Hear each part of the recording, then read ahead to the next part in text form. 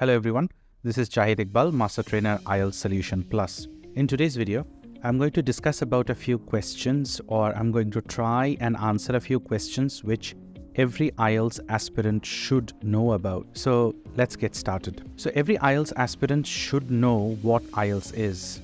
আমি এই জায়গাগুলো বাংলাতে এবং ইংলিশে মিক্স করে বলার চেষ্টা করব যেন এটা সবার জন্য কাজে দেয়।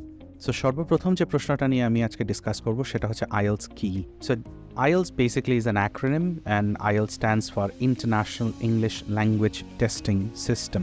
সো এক কথায় বলতে গেলে IELTS হচ্ছে ইংরেজি ভাষার দক্ষতা চেক করার বা টেস্ট করার একটা পরীক্ষা বা টেস্ট। সো যেমনটা বললাম যে IELTS-এর দ্বারা বা IELTS পরীক্ষার দ্বারা যে কেউ তাদের ইংরেজি যে ভাষাটা আছে সেটার দক্ষতা তারা চেক করতে পারে। This leads me to my next question, IELTS কাদের জন্যে বা কারা IELTS করবে? IELTS বেসিক্যালি হচ্ছে তাদের জন্যে যারা যে কোনো পারপাসে বা যে কোনো কাজের জন্যে তাদেরকে বা যে কারো কাছে তাদেরকে ইংরেজি ভাষার দক্ষতা প্রমাণ করতে হবে। সেটা কোনো ইউনিভার্সিটির জন্য হইতে পারে, ইউনিভার্সিটির প্রফেসরের জন্য হইতে পারে, বা কোনো চাকরি বাকরির জন্যও হতে পারে। ইনফ্যাক্ট অনেকে দেশের বাইরে ইমিগ্রেশনের জন্য যেতে চায় সেটার জন্যও হতে পারে। সো আপনার যে কোনো সিচুয়েশনে যেখানে আপনাকে ইংরেজি ভাষার দক্ষতা দেখাতে হবে সেই জায়গাটাতে আপনার IELTS-এর স্কোর প্রয়োজন হবে। এখন যদি IELTS-এর সুবিধা নিয়ে বলা যায় তাহলে IELTS যদি আপনার দেয়া থাকে তাহলে ইন দ্যাট কেস অবশ্যই ইউনিভার্সিটির অ্যাডমিশনের ক্ষেত্রে ডেফিনেটলি প্রয়োজন হবে। যদি আপনি দেশের বাইরে চাকরি বাকরির জন্য যদি অ্যাপ্লাই করেন সেটার জন্য প্রয়োজন হবে। আবার অনেক সময় দেশের ভেতরেও অনেক প্রতিষ্ঠান চাকরির জন্য IELTS দিতে বলছে। সো এই জায়গাগুলোতেও আপনার IELTS-এর স্কোরটা ডেফিনেটলি অনেক সাহায্য করবে। আমি একটু আগে বললাম যে IELTS সাধারণত প্রয়োজন হয় পড়াশোনার জন্যে, না হলে দেশের বাইরে চাকরি বাকরির জন্যে বা ইমিগ্রেশনের জন্যে। সো এই যে প্রয়োজনগুলো আছে এই প্রয়োজনগুলোর উপর ডিপেন্ড করে বা প্রয়োজনগুলোর উপর নির্ভর করে যে IELTS-টা আপনি বসবেন সেই IELTS-এর প্রকারভেদ হবে। So generally IELTS is two types, একটা হচ্ছে অ্যাকাডেমিক এবং 2 নম্বর হচ্ছে জেনারেল ট্রেনিং, যেটা আমরা শর্টে বলি GT, এবং অ্যাকাডেমিককে শর্টে আমরা বলি AC। এখন অ্যাকাডেমিক কাদের জন্য, যেমনটা বুঝতেই পারছেন অ্যাকাডেমিক হচ্ছে তাদের জন্য যারা অ্যাকাডেমিক পারপাসে বা শিক্ষার প্রয়োজনে দেশের বাইরে যেতে চান।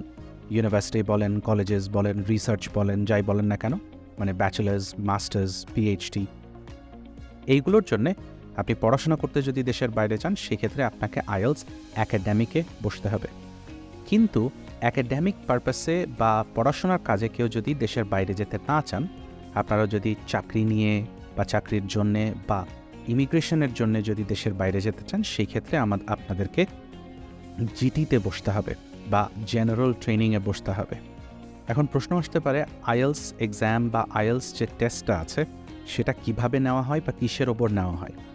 সো অ্যাগেন যেমনটা আমি বলেছি, IELTS is an English language test. So প্রত্যেকটা ল্যাঙ্গুয়েজে যে 4টা স্কিল থাকে সে 4টা স্কিলের ওপরেই আপনাকে এক্সাম দিতে হবে। Those 4 skills are reading, writing, listening and speaking. এখানে কোনো গ্রামারের কোনো আইটেমস থাকবে না, এইখানে অন্য কোনো আইটেমস আপনাকে দেওয়া হবে না। জাস্ট আপনাকে রিডিং, রাইটিং, লিসনিং অ্যান্ড স্পিকিংয়ের ওপর আপনাকে এক্সাম দিতে হবে। এই 4টার ওপর বেস করে অ্যাভারেজ করে আপনাকে একটা স্কোর দেওয়া হবে এবং দেখা হবে, বা এই 4টা মডিউলের ওপর আপনি যে রেজাল্ট করবেন সেটার ওপর একটা গড় একটা স্কোর আপনাকে দেওয়া হবে, উইচ ইজ আউট অফ 9, এবং এটা দ্বারাই বোঝা যাবে আপনার ইংরেজির দক্ষতা কতটুকু। IELTS কারা কারা দিতে পারে? IELTS দেওয়ার কোনো বয়স নেই। 16 বছরের ওপরে যে কেউ IELTS-এ বসতে পারে, তবে 16 বছরের নিচে কেউ যদি বসতে চায় তাহলে তাদের জন্য একটু ডিফিকাল্ট হইতে পারে।